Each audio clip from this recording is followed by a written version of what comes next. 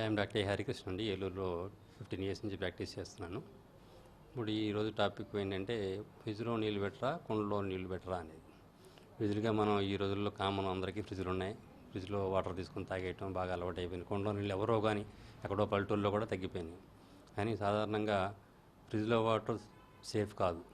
ఎందుకంటే అన్నీ సెడిమెంట్ అవుతాయి. ఆ ఫ్రిడ్జ్లో నీళ్ళు ఆ ఫిల్టరేషన్ తాగడం వలన సైడ్ ఎఫెక్ట్స్ ఎక్కువ వస్తాయి. యూజువల్గా థ్రాట్ ఇన్ఫెక్షన్, గొంతు నొప్పి, ఆస్తమా ఉన్న వాళ్ళకి బాగా ఆయాసం ఎక్కువ అవటం, ఉబ్బసం ఉన్న వాళ్ళకి, అలాగే హార్ట్ ప్రాబ్లం ఉన్నా కూడా కూలింగ్ వాటర్ మంచిది కాదు. అలాగే ఫ్రిడ్జ్లో పెట్టిన వెజిటబుల్స్ కానీ, మాంసకృత్తులు కానీ, ప్రాన్స్, ఫిష్ కానీ ఇవి కూడా టేస్ట్ తగ్గిపోతాయి. టేస్ట్ తగ్గిపోవడం దాని యొక్క న్యాచురాలిటీని కోల్పోయిన తర్వాత అదే పదార్థాన్ని మనం వండి తినటం వలన దానివల్ల మనకి అడ్వాంటేజ్ న్యూట్రియంట్స్ అన్ని తగ్గిపోయి లేని పిప్పి మాత్రమే తింటాం మనం.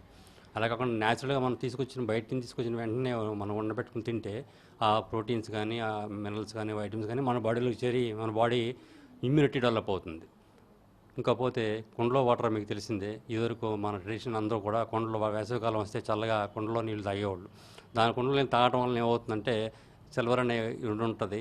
సో ఎనర్జెటిక్గా ఉంటుంది, కంటామినేటెడ్గా ఏమి ఉండదు, సో హెల్తీగా ఉంటుంది.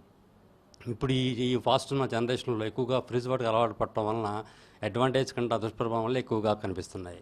ఎక్కువగా హార్ట్ పేషెంట్స్ కానీ, ఆస్థమాటిక్ పేషెంట్స్ కానీ, డైజెస్టివ్ ట్రాక్ట్ ఇప్పుడు ఆధారంగా 190 మందికి గ్యాస్ట్రిక్ ప్రాబ్లమ్స్ ఉన్నాయి.